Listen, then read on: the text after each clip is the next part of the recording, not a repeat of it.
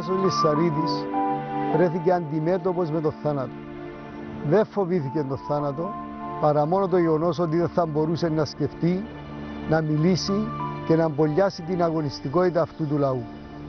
Η σοφία και η πείρα που κουβαλάει στα 92 του χρόνια αποκαλύπτεται σε μια συνέντευξη που ξεφεύγει από την πολιτική και αγγίζει τους ορίζοντες της πίστης και της φιλοσοφίας.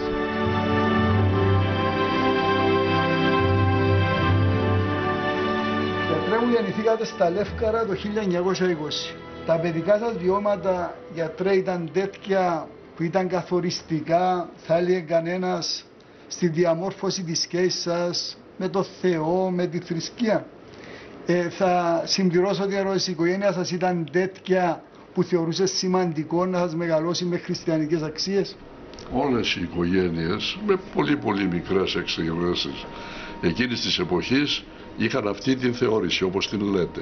Επομένως η οικογένεια μου όχι μόνο δεν αποτελούσε εξαίρεση, αλλά μπορώ να πω ότι αποτελούσε και κάτι το πέραν του μέσου όρου αυτής της θεώρησης. Θυμάστε κάποιον έτσι περιστατικό που έμεινε στη μνήμη σας, έτσι, κάποια συμβουλή από τους γονείς σας ή κάποια αντίδραση δική σας έτσι την εποχή εκείνη? Δεν ξέρω αν πρέπει να το πω, αλλά όταν ήμουν 5 χρονών ο πατέρας μου είπε ότι ό,τι σου λέει ο Θεός πρέπει να ακούς. Λέω χωρίς συζήτηση. Βέβαια ο Θεός σε αυτή την ηλικία ποιος ήταν ο παπάς. Και είχα μεγάλες ενστάσεις να δεχώ ότι ό,τι μου λέει ο παπάς της Εκκλησίας δεν δικαιούμαι ούτε καν να συζητήσω. Αλλά είπα, ήταν μια ηλικία 5 χρόνων. Δηλαδή κάνατε την επανάσταση σας από τότε? Είναι επανάσταση. Μα για έναν παιδί 5 χρονών σίγουρα ήταν. Κάπου έχω ακούσει, δεν ξέρω αν αληθεύει, εσείς θα μας το πείτε, ότι η οικογένεια σας έχει κάποια σχέση με την οικογένεια του Αγίου Νεοφύτου. Αληθεύει αυτό? Υποτίθεται ότι είμαστε ο κλάδος εκείνης της οικογένειας από τον οποίο κατάγεται ο Άγιος. Αυτό έδινε κάποια προνόμια στην οικογένεια σας? Από ό,τι θυμούμε, ο πατέρας μου όταν πηγαίναμε στη Μονή είχε δικαίωμα να ανοίξουν το κουβούκλιο και να προσκυνήσουμε τα οστά του Αγίου και ακόμα να μεταφέρουμε ορισμένα χειρόγραφα, να τα μελετήσουμε και να τα επιστρέψουμε. Αλλά δεν ξέρω αν αυτό συνδέεται με την οικογενειακή, να στο πω, τοποθέτηση ή αν ήταν διότι ο πατέρας μου ήταν εκπρόσωπος της Μονής του Αγίου Νεοφύτου στα Λεύκαρα. Είχαν περιουσία εκεί και ήταν εκπρόσωπος της Μονής. Η οικογένεια σας ήταν ευκατάστατη, γιατρέ? Για την εποχή είμαστε, ας πούμε, πάνω από το μέσον όρο του αγρότη, αλλά αυτό δεν σημαίνει πολλά πράγματα για να μην έχουμε αυταπάτες. Ναι, σίγουρα, την εποχή εκείνη είναι σίγουρο αυτό. Μετά ήρθατε στη Λευκοσία, φοιτήσατε στο Παγκύπριο Γυμνάσιο, φανταζόμαι. Φοιτήσα πρώτα τα 2 πρώτα χρόνια στην Ανωτέρα Σχολή Λευκάρου. Ήταν μόνο για 2 χρόνια τότε. Και μετά από την 3η τάξη φοιτήσα στο Παγκύπριο Γυμνάσιο. Τότε, αν θυμάστε, υπήρχε υποχρεωτικός εκκλησιασμός? Ναι, βέβαια. Πηγαίνατε... Είχαμε παρουσίες. Παρουσίες? Βέβαια. Σας έφερναν παρουσίες. Μάλιστα. Όταν ένα παιδί 5 χρονών κάνει την επανάσταση του σαν έφηβος... Να πω ότι δεν είχαμε όλοι τα ερωτήματα, τις ανησυχίες και τις αμφισβητήσεις του κάθε νέου για όλα. Για την ύπαρξη ακόμα είχαμε αμφιβολίες, δηλαδή θέταμε υπό αμφισβήτηση ακόμα και την ύπαρξη. Θα ήταν εκτός πραγματικότητας να πω ότι δεν μας απασχολούσαν τα ευρύτερα προβλήματα τα οποία απασχολούν κάθε σκεπτόμενον άνθρωπο, πολύ περισσότερο κάθε νέο. Γιατί έχω την άποψη ότι όλες οι θεωρίες, οι νέες και όλες οι νέες αντιλήψεις προέρχονται από τους νέους. Διότι όσο μεγαλώνεις στην ηλικία γίνεσαι πολύ πιο αυτοκριτικός και φοβάσαι να ανοίξεις το στόμα σου να πεις κάτω μήπως δεν είναι πολύ εντός της λογικής, ενώ ο νέος είναι ελεύθερος ακόμα και όταν μπει μεταξύ αυτών που θα πει μερικά να είναι, ας το πω, ανόητα. Δεν είσαστε, βλέπω τις άποψεις ότι για όλα αυτά είναι νέοι, γιατί υπάρχει μια τέτοια άποψη ιδιαίτερα από τους μεγαλύτερους. Εμείς στη δική σας ηλικία είμαστε καλύτεροι, τα πράγματα ήταν καλύτερα. Απλώς φαίνεται ότι δεν κατανοούν αυτό που κατανοείτε εσείς, ότι όσο περνά ο χρόνος είναι πιο δύσκολες οι συνθήκες και η προσαρμογή σε αυτές τις συνθήκες. Είναι το αντίθετο. Ότι κάθε γενιά είναι ένα βήμα μπρος. Αν δεν ήταν, δεν θα υπήρχε πρόοδος στην ανθρωπότητα. Μπορεί να υπάρχουν και κβάντουμ προς τα κάτω κατά καιρούς, αλλά το γεγονός είναι ότι οι νέοι δημιουργούν νέες ηθικές αξίες, όχι απαραίτητος τις ίδιες με τις προηγούμενες γενιάς, αλλά όχι και απαραίτητος χειρότερες. Μπορεί να είναι και καλύτερες και να είναι πιο προσαρμοσμένες μέσα στις συνθήκες μέσα στις οποίες ζει η νέα γενιά. Πρέπει να καταμετρούμε πάντα και τη δυσκολία των συνθήκων μέσα στις οποίες ζουν οι άνθρωποι. Ποιες θα λέγατε ότι ήταν οι αφετηρίες, θα έλεγα οι πηγές που δημιούργησαν την δική σας φιλοσοφία? Από πού ξεκινήσατε, ποια είναι τα ερεθίσματα που σας δόθηκα έτσι για να διαμορφώσετε έναν τρόπο σκέψης, αυτόν που όλοι γνωρίζουν, τη σκέψη του Βάσου Λισσαρίδη, όχι μόνο στην πολιτική? Τελευταία η σκέψη σας προβλήθηκε και πολύ σωστά καταγράφηκε και μέσα από την πίεση. Ήταν η επαφή με την ανισότητα, με την δυστυχία, με την έλλειψη ευκαιριών. Να βλέπεις συμμαθητές οι οποίοι ήταν υπέροχοι και μάλιστα μερικοί είχαν ειδικότητες. Ήταν ένας που ήταν μαθηματική ιδιοφυΐα και να ξέρεις ότι για οικονομικούς λόγους αυτά τα παιδιά δεν θα είχαν το προνόμιο, έτσι θεωρείται, να πάνε καν στο γυμνάσιο. Αλλά και οι συνθήκες διαβίωσης ήταν πολύ δύσκολες. Αλλά περισσότερο ακόμα και οι συνθήκες μη ελεύθερης έκφρασης. Γιατί ξέρετε, όταν ο άνθρωπος είναι οικονομικά δεσμευμένος, είναι δυστυχώς ανελεύθερος. Διότι η ανάγκη να επιβιώσεις και ιδιαίτερα η ανάγκη να επιβιώσεις την οικογένειά σου πολλές φορές σου στερεί το δικαίωμα της πραγματικά ελεύθερης σκέψης, της αμφισβήτησης, διότι για μένα το κυριότερο είναι η διαλεκτική, η αμφισβήτηση. Η αλήθεια θα βρεθεί μέσα από τον διάλογο, δεν θα βρεθεί μέσα από μονολόγους. Όλα αυτά διαμόρφωσαν τη δική μου την αντίληψη περί ζωής. Έχετε νωρίς ήρθετε σε επαφή με πολλά επαναστατικά κινήματα της εποχής και πιστεύω ότι ήταν και αυτό θα επέδρασε στη στάση και στην πολιτική σας αλλά και στη σκέψη σας. Οι περιπέτειες ποιου λαού εκτός από τις περιπέτειες του λαού μας, που νομίζω ότι είναι γνωστό ότι συμμετέχετε στους αγώνες αυτού του λαού από νεαρότατος, ποιου λαού νομίζετε έτσι σημάδεψαν περισσότερο τη σκέψη σας? Αυτά είπετε πολύ σωστά, όχι μόνο του κυπριακού ελληνισμού αλλά του ελληνισμού ευρύτερα, γιατί σπούδασα στην Ελλάδα και πρέπει να πω ότι οι εμπειρίες μου οι πολιτικές στην Ελλάδα ήταν πολύ πιο γόνιμες παρά οι τότε εμπειρίες μου στην πολιτική ζωή της Κύπρου. Αλλά πέραν τούτου ήταν το αφρικανικό επαναστατικό κίνημα, ένα αγνό κίνημα που γινόταν από ανθρώπους χωρίς μόρφωση, που ο κύριος τρόπος επικοινωνίας ήταν το τραγούδι το επαναστατικό. Άνθρωποι οι οποίοι πραγματικά, οι δε ηγέτες τους πρέπει να πω ότι μου έκαναν κατάπληξη για την σοφία και τον τρόπο με τον οποίο ηγούντο των επαναστατικών κινημάτων των χωρών τους.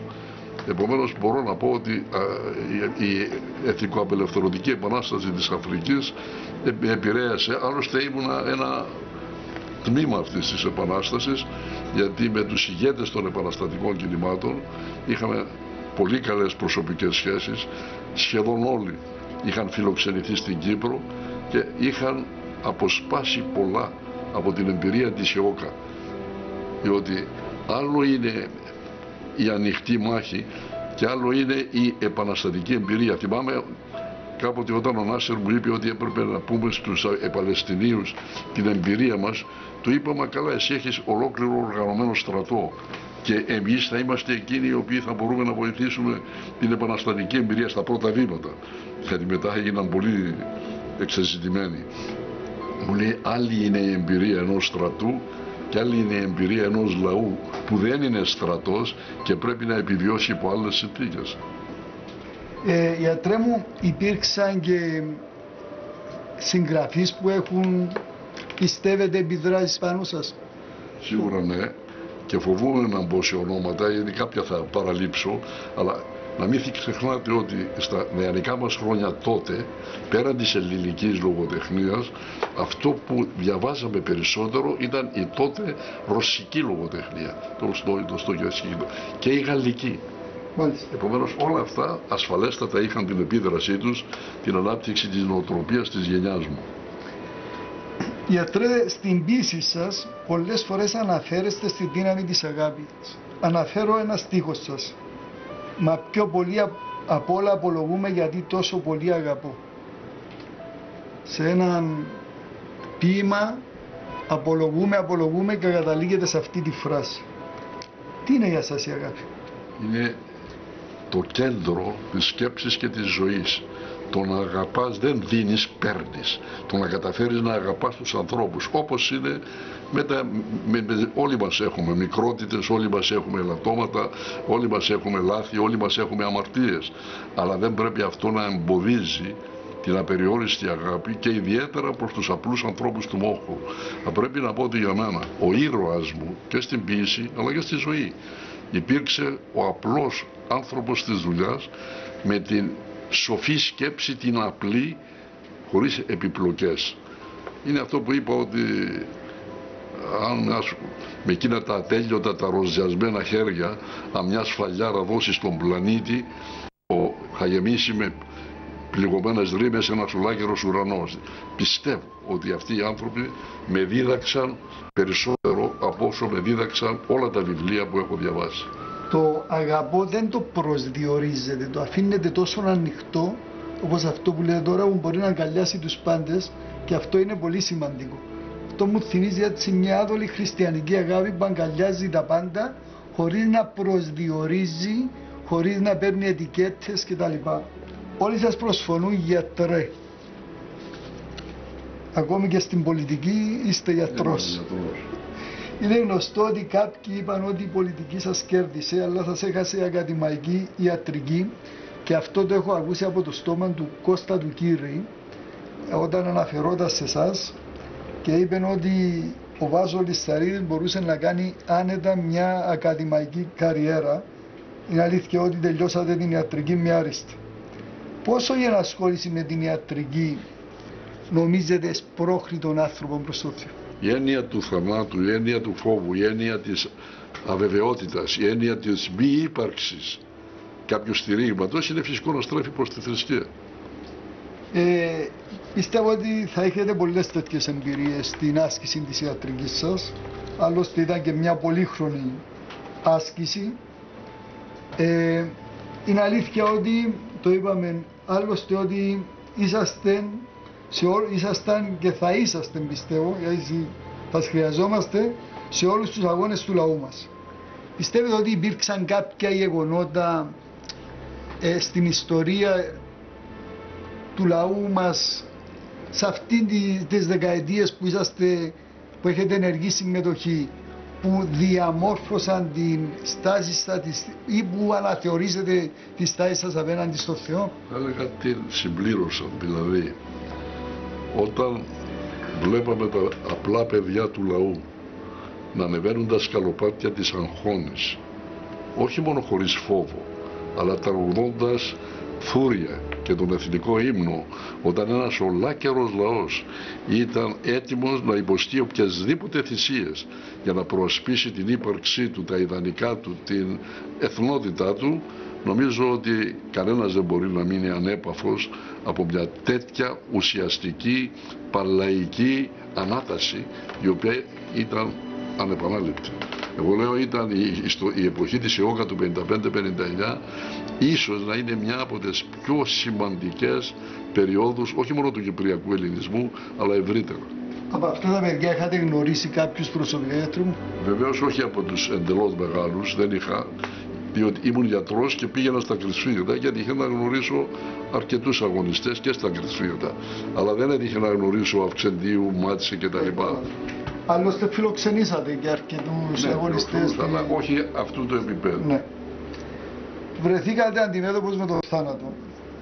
Αλήθεια ότι δεν ξέρω πόσες φορές, τουλάχιστον μια είναι γνωστή σε όλους μας.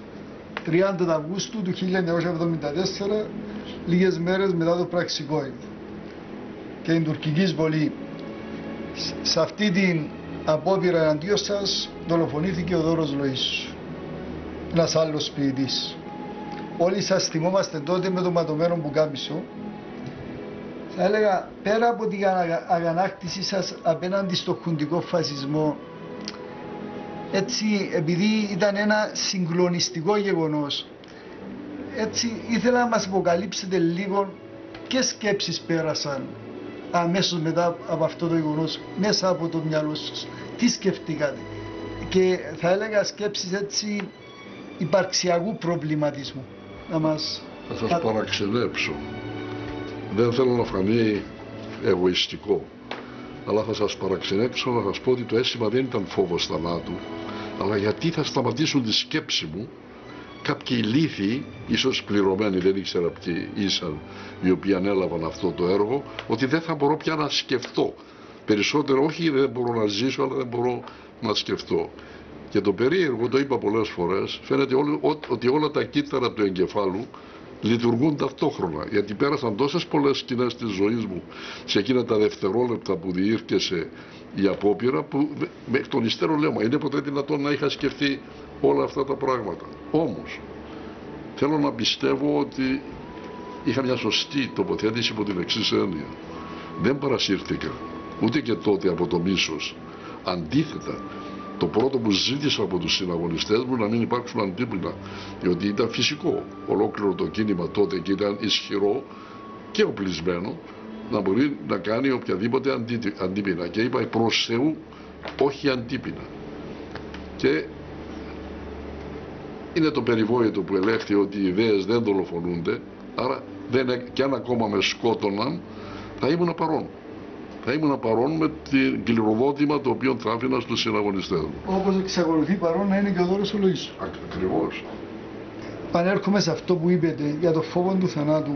Και είναι αλήθεια ότι η πίεση είναι αυτή που δίνει τη δυνατότητα να ψηλαφίσουμε τα όρια της ζωής και του θανάτου. Και εσείς βλέπω τακτικά αναφέρετε στην πίεση σας για το θάνατο. Θα ήθελα να μου πείτε, φοβάστε το θάνατο, γιατρέ? Όχι. Φαίνεται πάλι, όπως είπα, λίγο απόλυτο. Δεν φοβούμαι, γιατί έχω ήδη πάρει την απόφαση μου πριν από πολλές δεκαετίες ότι η ζωή έχει τέλος. Και επομένως είναι μια φυσιολογική κατάληξη. Το πότε θα έρθει είναι άλλο θέμα. Έχετε δύο ποίηματα. Δεν τον επιδιώκω. Έχετε δύο ποίηματα στη συλλογή σας που έχουν σχεδόν τον ίδιο τίτλο. Να πεθάνω όρθιος ή να πεθάνω χωρίς να γονατίσω. Δίνεται μεγάλη σημασία στην αξιοπρέπεια του. Στον τρόπο που θα το κάνει. Αλίμονο, εγώ λέω ότι μάλιστα σε ένα ποίημα μου παραπονιούμαι από τον Δώρο ότι μου έκλεψε τις σφαίρες που προορίζονταν για μένα και έτσι μου στέρισε ένα όρθιο θάνατο. Διότι ιδιαίτερα στην ελληνική νοοτροπία παίζει μεγάλο ρόλο πώς ζεις, σίγουρα. Αλλά ίσως μεγαλύτερο ρόλο πώς πέθανες. Αν προσέξετε, όλα τα ονόματα που παραμένουν στη συνείδησή μας ως Έλληνες είναι άτομα τα οποία πέθαναν, είτε εκτελέστηκαν, είτε πέθαναν υπό συνθήκες ανώμαλες κτλ. Επομένως, πράγματι, εγώ πιστεύω ότι για να αφήσεις και ένα ισχυρό κληροδότημα, παίζει ρόλο ο τρόπος με τον οποίο θα πεθάνεις. Γιατρέ, ο Κίσιντζερ είπε ότι ο πιο αποτελεσματικός τρόπος να επιβληθείς σε έναν λαό είναι να χτυπήσεις τον πολιτισμό του. Και είχε κατά νου ο Κίσιντζερ όταν το έλεγε αυτό το πράγμα τον ελληνικών πολιτισμό. Και είναι γνωστό αυτό. Ποιοι νομίζετε ότι είναι οι πυλώνες αυτού του πολιτισμού, του δικού μας πολιτισμού, γιατρέ? Κοιτάξτε, εκτός της αρχαίας ελληνικής φιλοσοφίας, το κάτω-κάτω εμείς εδραιώσαμε τη διαλεκτική. Και εγώ είμαι θαυμαστής και των σοφιστών, όχι μόνο του Αριστοτέλη και του Πλάτωνα κτλ, αλλά και των σοφιστών, της διαλεκτικής, της αμφισβήτησης. Είναι αυτοί που είπαν ότι κι αν ακόμα υπάρχει απόλυτη αλήθεια, δεν μπορούμε να την ανακαλύψουμε, γιατί το μέσο με το οποίο την προσεγγίζουμε, η ανθρώπινη σκέψη, είναι πεπερασμένη. Απλώς να σημειώσω, γιατρέ, ότι οι σοφιστές πήραν τα πράγματα μπροστά. άλλαξα την κατεύθυνση και έστρεψα τη φιλοσοφία προς τον άνθρωπο. Και αυτό ήταν πολύ σημαντικό. Ακόμη την εποχή εκείνη ο Σοκράτης ονομαζόταν σοφιστής. Μετά ξεκαθάρισε λίγο η διαφορά μεταξύ σοκρατικής αντίληψης και σοφιστικής. Ναι, διότι η σοκρατική αντίληψη είχε την έννοια της ενόρασης και όχι της έρευνας. Αλλά σήμερα όλη η ανθρωπότητα και όλος ο ανθρώπινος πολιτισμός στρέφεται στην έρευνα. Αλλά πέραν αυτής της φιλοσοφίας, αλλά ακόμα και της Βυζαντινής, διότι υπήρξε ένα άλλο σκέλος της ελληνικής παραδόσεως και της ελληνικότητας, για να το βάλουμε με αυτόν τον τρόπο, οι αγώνες του έθνους, και ήταν πολλοί, οι αγώνες και του κυπριακού ελληνισμού, και ήσαν πολλοί, όλα αυτά διαμορφώνουν την ελληνικότητα. Αλλά είπα και κάτι το οποίο ηχεί κάπως παράξενο, αλλά δεν είναι παράξενο. Ότι η Ορθοδοξία αποτελεί ένα σημαντικότατο παράγοντα της ελληνικότητας, ακόμα και για εκείνους που μεταφυσικά δεν πιστεύουν. Ακόμα και για εκείνους, διότι είναι μέσα στην παράδοση. Είναι μέσα στην νοοτροπία με την οποία μεγαλώνουμε. Είτε λέγεται γάμος, είτε λέγεται ταφή, είτε λέγεται βάφτιση, είτε λέγεται οτιδήποτε. Όλα αυτά, ακόμα και για μη πιστούς, αποτελούν ένα τμήμα της ελληνικότητας. Συμμετέχουν σε ένα σώμα, συμμετοχή, και είναι σε έναν πολιτισμό, και αυτό είναι σημαντικό. Και εκπλήττομαι ένας άνθρωπος πολιτικός πώς συλλαμβάνει μια τέτοια φιλοσοφική αντίληψη, θα έλεγα πολιτισμική αντίληψη, πολύ σωστή, γιατί πραγματικά αυτό που είπετε είναι αλήθεια. Ο άθεος Έλληνας δεν πάει να είναι Ορθόδοξος. Γιατί συμμετέχει, και αυτό το, δεν κάνω λάθος, το είπατε. Γίνεστε του έθνους. Μπορεί με τα 1000 χρόνια να μην τα έχουμε αυτά, αλλά ζούμε σήμερα. Και το είπατε κάπου στην Αθήνα αυτό, και είχε γίνει. Το είπα κάποτε. Ένα άλλο μεγάλο, έτσι θα έλεγε, κεφάλαιο κάποιος είναι, υπάρχει, θα έλεγα, μέλλον στην Ορθόδοξη παράδοση, ένα μέλλον για την Ευρώπη. Μπορεί να συμμετέχει η Ορθόδοξη παράδοση στη διαδικασία διαμόρφωσης μιας νέας αντίληψης Ευρώπης, ή καλύτερα να λειτουργήσει μέσα από ένα πνεύμα κοινότητας, και αυτό που έχει να καταθέσει είναι μαρτυρία ζωής περισσότερο, παρά να γίνει ένα σύνθημα που στο τέλος δεν θα βοηθήσει κανένα. Γιατί είναι αλήθεια ότι τα τελευταία χρόνια και το Πατριαρχείο και οι εκκλησίες Κύπρου έχουν ανοίξει γραφεία στις Βρυξέλλες. Δεν ξέρω ποιος είναι καθαρά ο στόχος αυτών των ενεργειών, αλλά μπορεί να βοηθήσει η Ορθοδοξία, ή μπορεί να έχει μια παρουσία σαν ένα σύνθημα, ή περισσότερο σαν μαρτυρία ζωής του κόσμου, των ανθρώπων της κοινότητας, των καθημερινών ανθρώπων. Αυτές τις κινήσεις, ιδίως της Κυπριακής Εκκλησίας, τις βλέπω περισσότερο ως μια πρεσβεία για την προώθηση του κυπριακού προβλήματος. Εγώ είμαι εναντίον της ομοιογένειας. Δεν θέλω κοινωνία Orwell. Είμαστε υπέρ της συνεργασίας της πολιτισμικής. Αγαπούμε και σεβόμαστε τον πολιτισμό όλων των λαών. Απαιτούμε σεβασμό στον δικό μας. Και δεν θέλω ισοπαίδωση. Δεν θέλω δηλαδή να υπάρχει Pax Αμερικάνα, παραδείγματος χάρη, ή Pax European, οτιδήποτε. Εδώ ο κάθε πολιτισμός πρέπει να αποτελεί μια σύνθεση πολιτισμών και όχι μια εξαφάνιση πολιτισμών. Θα ήμουν πολύ δυστυχής να βλέπω μια κοινωνία μονοπολιτισμική στο παρόν στάδιο. Δεν ξέρω τι θα γίνεται, όπως είπαμε, τα 1000 χρόνια, τι συνθήκες θα επικρατούν.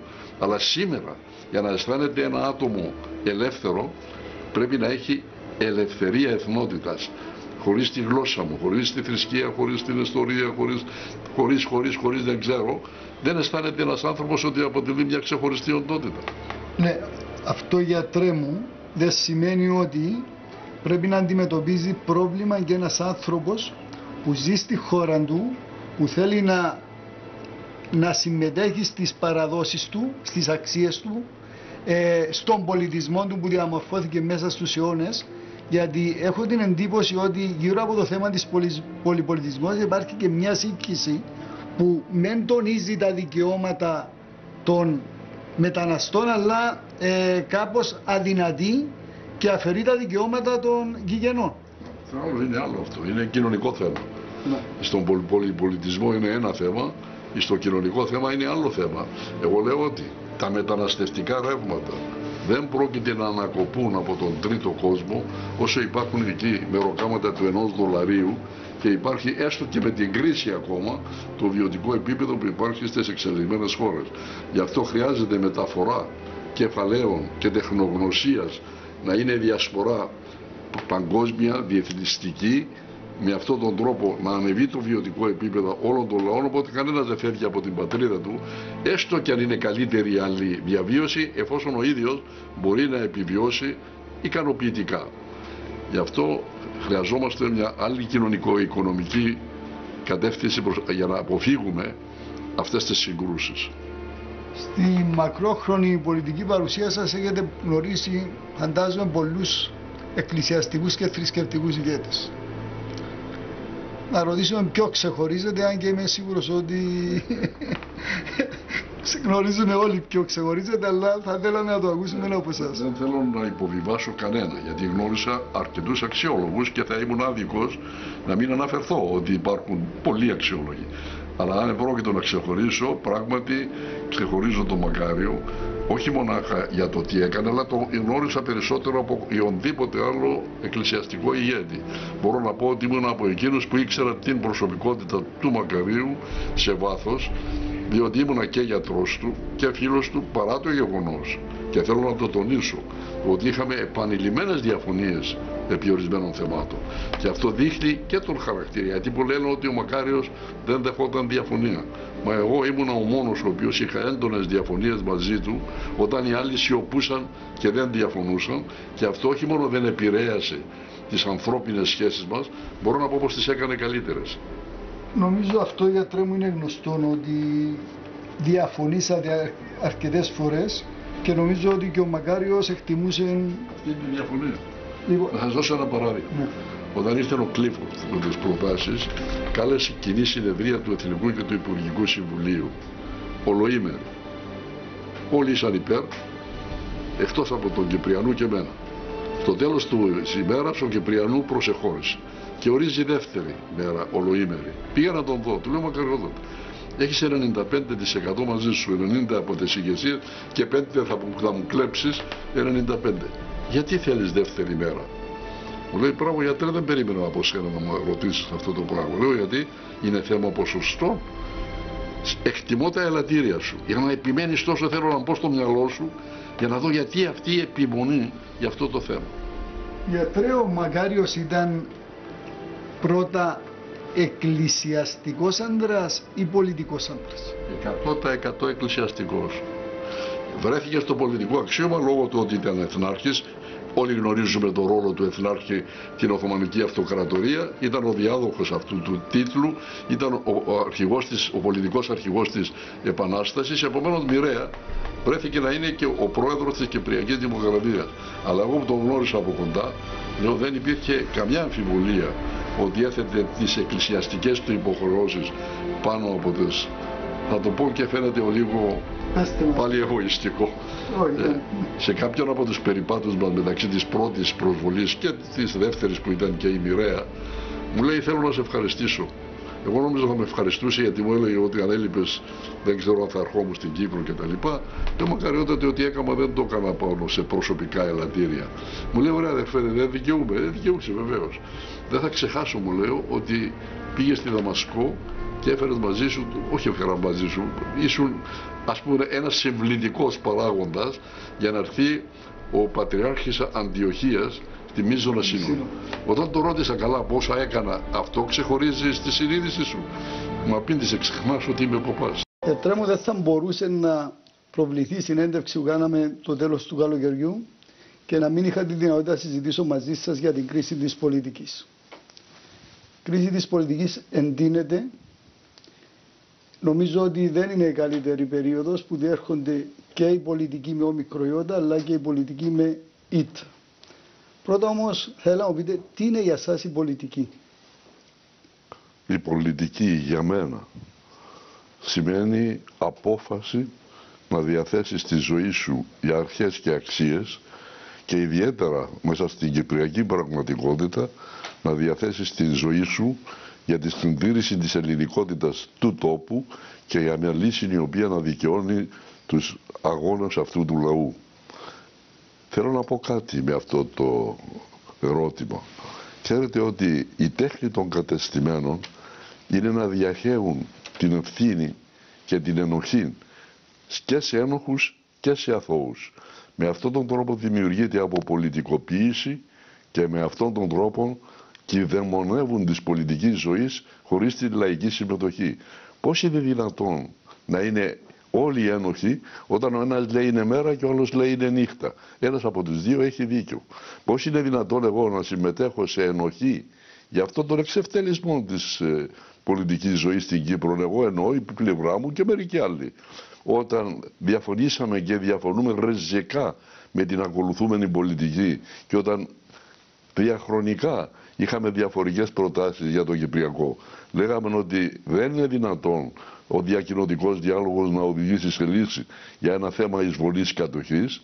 Λέγαμε ότι οι Τούρκοι δεν έχουν φωνή, επομένως ο ούτω καλούμενος διακοινωτικός διάλογος ουσιαστικά είναι με την Τουρκία και ότι μονόπλευρες παραχωρήσεις προς τους Τούρκο-Κυπρίους δεν είναι δυνατόν να οδηγήσουν σε λύση, γιατί τώρα ο Νταβούτογλου πλέον με κοινικότητα μας, όταν τα έλεγα δεν υπήρχε ακόμα Νταβούτογλου, με κοινικότητα μας λέει ότι αν ακόμα δεν υπήρχε ένας Τουρκοκύπριος, η Τουρκία θα πρέπει να ελέγχει την Κύπρο, γιατί συμπεριλαμβάνεται στους σχεδιασμούς της να γίνει περιφερειακή υπερδύναμη παγκόσμια εμβέλεια. Άρα ό,τι παραχωρήσεις και να κάνουμε τους Τούρκο-Κυπρίους είναι εντελώς χωρίς αποτέλεσμα.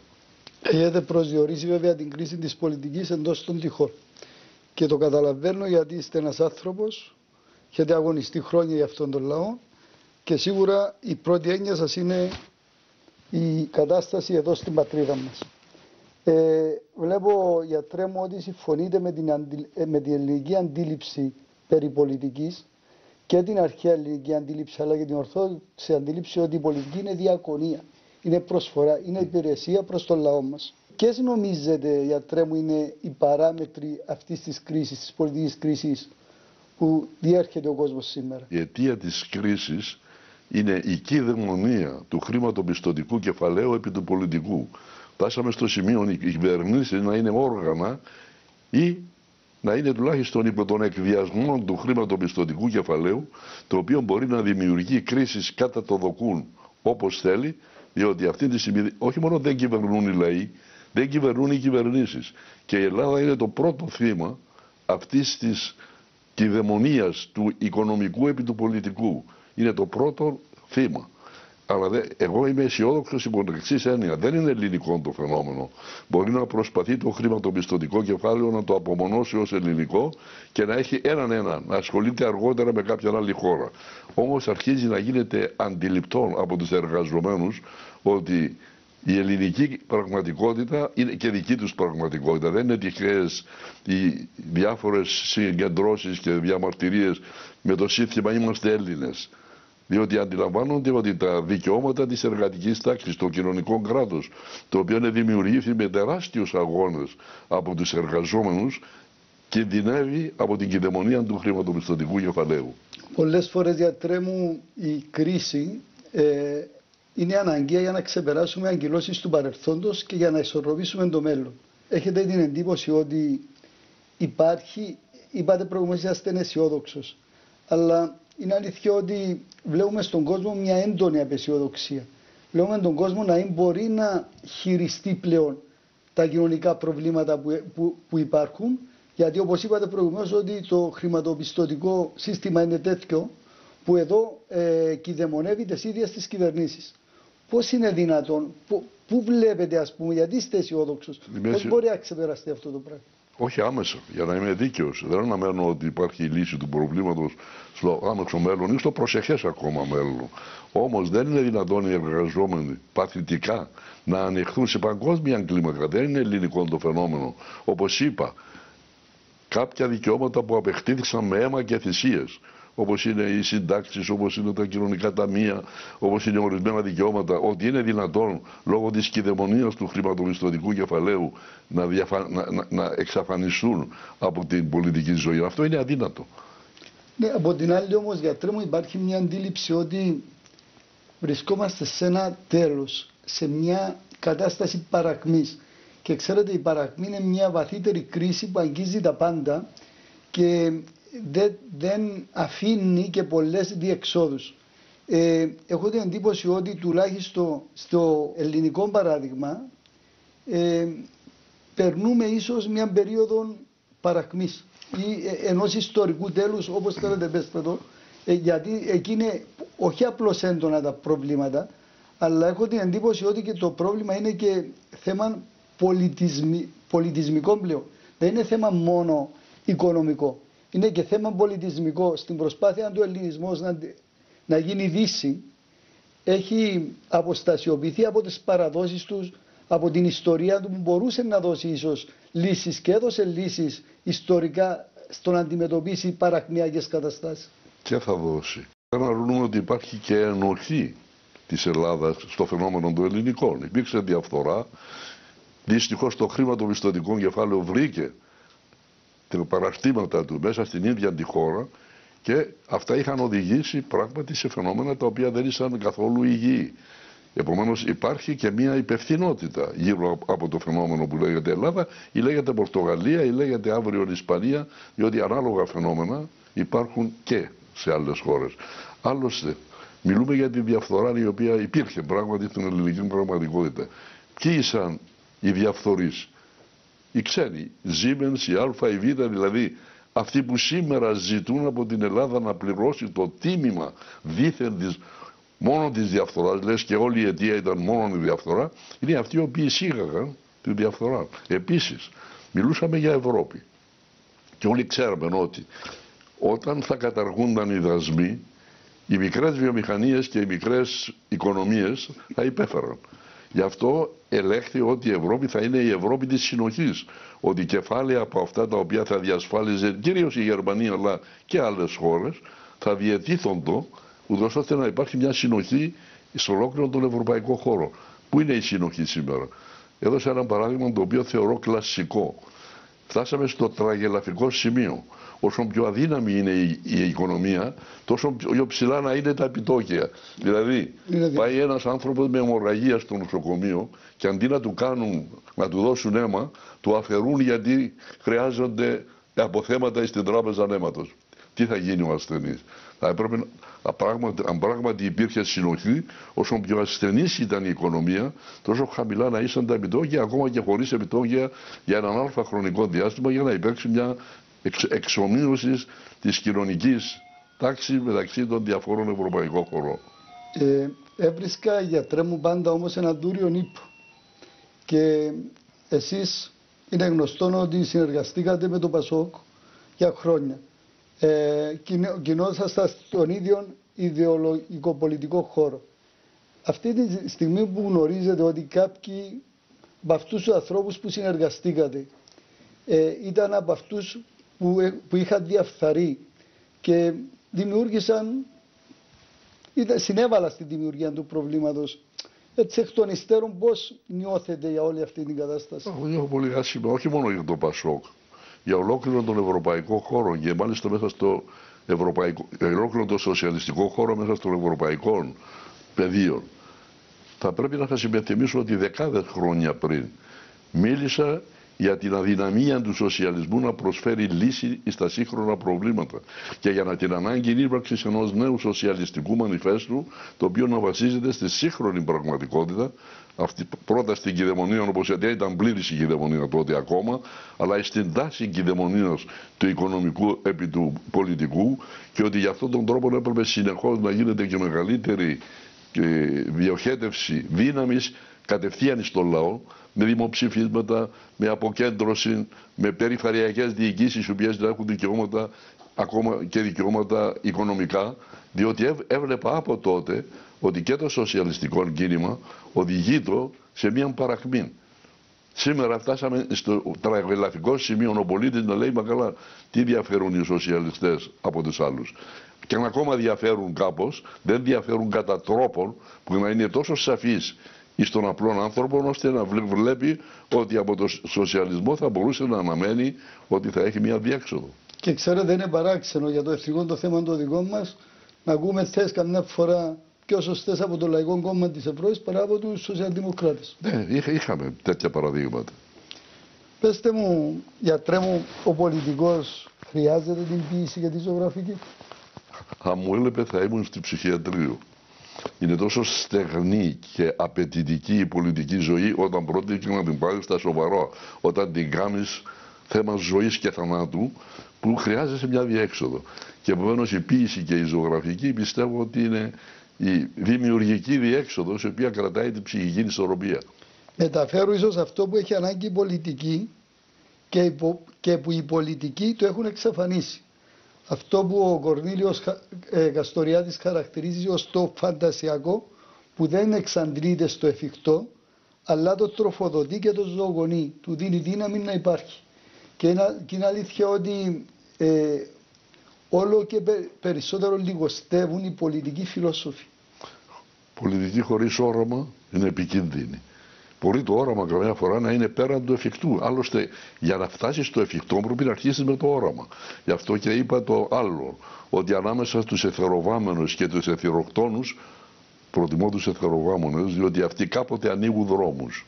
Και αυτό είναι σίγουρο. Ναι. Δηλαδή, πιστεύω ότι το να φιλοσοφεί ο πολιτικός πρέπει να είναι ανάγκη για τον ίδιο. Γιατί είναι αυτό που του δίνει τη δυνατότητα να αντιληφθεί την πραγματικότητα με έναν άλλον τρόπο που να δημιουργήσει μια ανάταση των πραγμάτων. Από τη στιγμή που ο πολιτικός δεν φιλοσοφεί, από τη στιγμή που ταυτίζεται με μια στιγμή πραγματικότητα, είναι από εκείνη τη στιγμή που αρχίζει να εμπλέκεται με όλες αυτές τις καταστάσεις που μπορεί να τον διαφθείρουν και να οδηγήσουν σε αυτή την κατάσταση δυστυχώς που ζούμε σήμερα. Συμφωνώ απόλυτα. Ήταν και είναι πεποίθησή μου ότι μόνο όταν το αρχαιοελληνικό δόγμα ότι όταν οι φιλόσοφοι διοικούν, οι κοινωνίες θα μπορούν πραγματικά να έχουν πρόοδο και μέλλον, και επομένως και σήμερα στέκω πολύ με μεγάλο, θα έλεγα με φανατισμό, σε αυτή τη θεώρηση ότι οι φιλόσοφοι θα πρέπει να κυβερνούν. Και δεν εννοώ φιλοσόφους εκείνοι οι οποίοι ασχολούνται κατά αποκλειστικότητα με το ειδικό θέμα, αλλά εκείνοι οι οποίοι άγονται από τα φιλοσοφικά δόγματα και ιδιαίτερα από τις αξίες τις οποίες προβάλλει η φιλοσοφία. Δεν θέλει όμως, γιατρέ μου, και ανάλογη αγωγή ο λαός. Ασφαλώς. Για να προβάλλει αυτούς τους ανθρώπους. Ασφαλώς. Γιατί καμιά φορά αυτοί οι άνθρωποι φαίνονται ότι είναι θεροβάμονες, ότι δεν έχουν σχέση με την πραγματικότητα, δεν πατούν καλά στη γη, και αντί ο λαός να στηρίξει αυτή την προσπάθειά τους, έρχεται ο ίδιος να την ακυρώσει. Δυστυχώς λέω, διότι έχει τα καθημερινά του προβλήματα. Αυτή είναι η τέχνη. Εάν ο λαός είναι απελευθερωμένος από τα υλικά προβλήματα, είμαι βέβαιος ότι ακόμα και με διαίσθηση πέραν της μόρφωσης που είναι απαραίτητη, θα μπορούσε να κάνει τις σωστές επιλογές. Όταν όμως βρίσκονται συνεχώς πιεσμένοι, όπως βρίσκονται σήμερα, για το καθημερινό ψωμί, για το να επιβιώσουν, για το να ζήσουν η οικογένειά τους, τότε δυσκολεύονται, αλλά υπάρχουν οι εκρήξεις σε αυτές τις περιπτώσεις.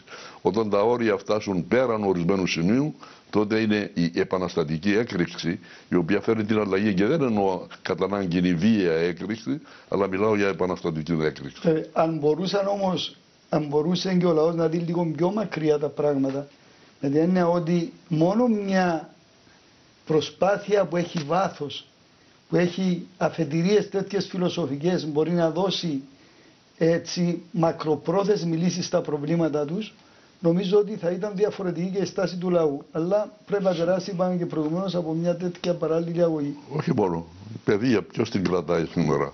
Όχι αυτοί που θα ήθελαν αυτή τη θεώρηση.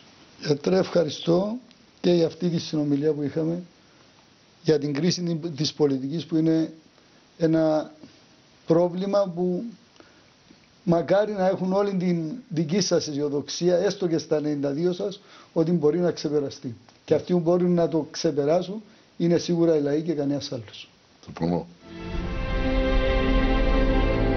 Ο Βάσος Λισσαρίδης ήταν ακόμη μια φορά ένας χήμαρος λόγου και ιδεών. Όσοι παρακολουθήσατε συνέντευξη, διαπιστώσατε ακόμη μια φορά γιατί κάποιοι επιμένουν να το χαρακτηρίζουν ως αιώνιον έφηβο.